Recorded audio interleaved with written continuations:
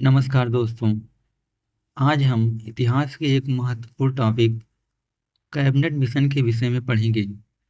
इसके अंतर्गत हम जानेंगे कि कैबिनेट मिशन की घोषणा कब की गई, इस इसका अध्यक्ष कौन था, सदस्य कितने थे और इसका उद्देश्य क्या था, यह भारत में कब पहुंचा, कैबिनेट मिशन का प्रमुख प्रावधान क्या थे और अंत में हम PYQ का अध्ययन करेंगे।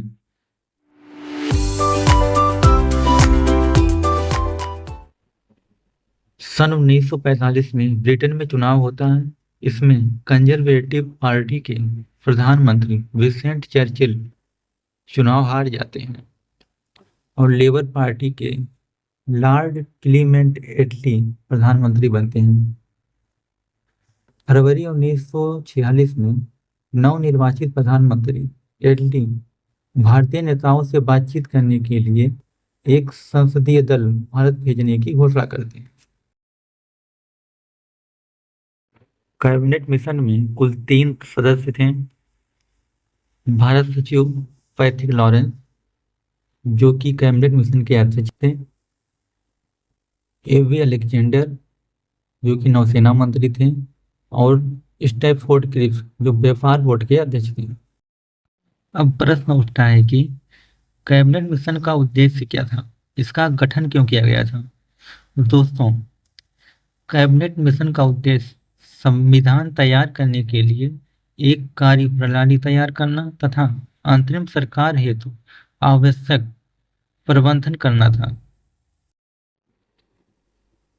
कैबिनेट मिशन 24 मार्च 1946 को भारत पहुंचता है और भारतीय नेताओं के साथ उस पर चर्चा होती है। उसके बाद यह अपनी रिपोर्ट 16 मई 1946 को प्रस्तुत करता है। कैबिनेट मिशन के प्रमुख प्रावधान। दोस्तों, इसमें 5 बातें महत्वपूर्ण हैं। पहला है, इसमें पाकिस्तान की मांग को अस्वीकार कर दिया गया। दूसरा, भारतीय संघ बनाने का विचार प्रस्तुत किया गया। और तीसरी महत्वपूर्ण बात है, संघ की कार्यपालिका एवं विधानमंडल में ब्रिटिश भारत और रियासतों के प्रतिनिधि शामिल होंगे। और चौथी जो महत्वपूर्ण बात इसने बताई कि अवशिष्ट शक्तियां प्रांतों को प्राप्त होंगी, अर्थात केंद्रीय विषय को छोड़कर शेष सभी मामलों में प्रांतों को पूर्ण स्वायत्तता प्राप्त होगी। पांचवी और आखिरी जो महत्वपूर्ण बात थी कि भारतीय संविधान सभा के गठन के लिए प्रति 10 लाख जनसंख्या पर एक सदस्य के अप्रत्यक्ष निर्वाचन की व्यवस्था को स्वीकार किया गया। पहला प्रश्न है, कैबिनेट मिशन की अध्यक्षता किसके द्वारा की गई थी। ऑप्शन है एवी अलेक्जेंडर, स्टैफोर्ड क्रिप्स, क्लीमेंट एटली, सर पी लॉरेंस। दोस्तों, इसमें डी विकल्प सही होगा। सर पी लॉरेंस ने कैबिनेट मिशन की अध्यक्षता की थी। अगला प्रश्न है, निम्न में से किस एक ने भारत के लिए त्रिस्तरीय शासन व्यवस्था का सुझाव दिया था। ऑप्शन है नेहरू समिति ने, साइमन कमीशन ने, क्रिप्स मिशन ने, कैबिनेट मिशन ने। तो दोस्तों, इसमें डी विकल्प सही होगा। कैबिनेट मिशन ने भारत के लिए त्रिस्तरीय शासन व्यवस्था का सुझाव दिया था।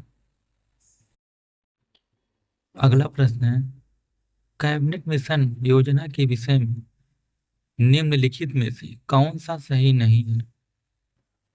ऑप्शन है प्रांतीय समूहीकरण, भारतीय सदस्यों वाला अंतरिम मंत्रिमंडल, पाकिस्तान की स्वीकृति, संविधान निर्माण का अधिकार। दोस्तों, इसमें सी विकल्प सही होगा, पाकिस्तान की स्वीकृति। कैबिनेट मिशन योजना में पाकिस्तान की मांग को स्वीकृत नहीं किया गया था, तो सी सही होगा। अगला प्रश्न है, कांग्रेस के निम्नलिखित नेताओं में से कौन एक कैबिनेट मिशन योजना के पक्ष में पूरी तरह से था। ऑप्शन है महात्मा गांधी, जवाहरलाल नेहरू, सरदार पटेल, मौलाना अबुल कलाम आजाद। दोस्तों इसमें ए विकल्प सही होगा, महात्मा गांधी कैबिनेट मिशन योजना के पक्ष में थे। अगला प्रश्न है, कैबिनेट मिशन योजना पर विचार के लिए अखिल भारतीय कांग्रेस समिति का सभापति किसे चुना गया? ऑप्शन है सी राजगोपालाचारी, राजेंद्र प्रसाद, जवाहरलाल नेहरू, ए ओ यूं। तो दोस्तों इसमें सी सही होगा, जवाहरलाल नेहरू को कैबिनेट मिशन योजना पर विचार के लिए अखिल भारतीय कांग्रेस समिति का सभापति चुना गया था। अगला प्रश्न है, निम्नलिखित में से किस एक ने संस्तुत किया कि समस्त अवशिष्ट शक्तियां प्रांतों में निहित होनी चाहिए?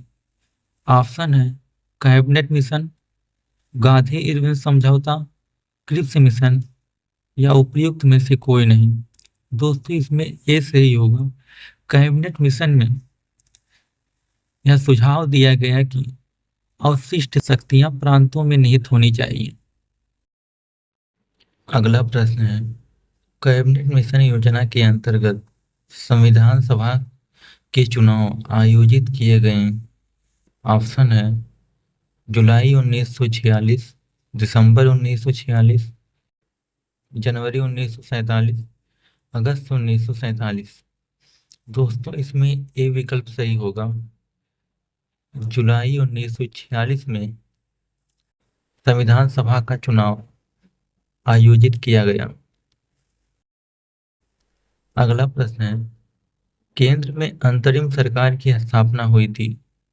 ऑप्शन है क्रिप्स मिशन आने के पहले, क्रिप्स मिशन आने के बाद, कैबिनेट मिशन के आने के बाद, माउंटबेटन की योजना के बाद।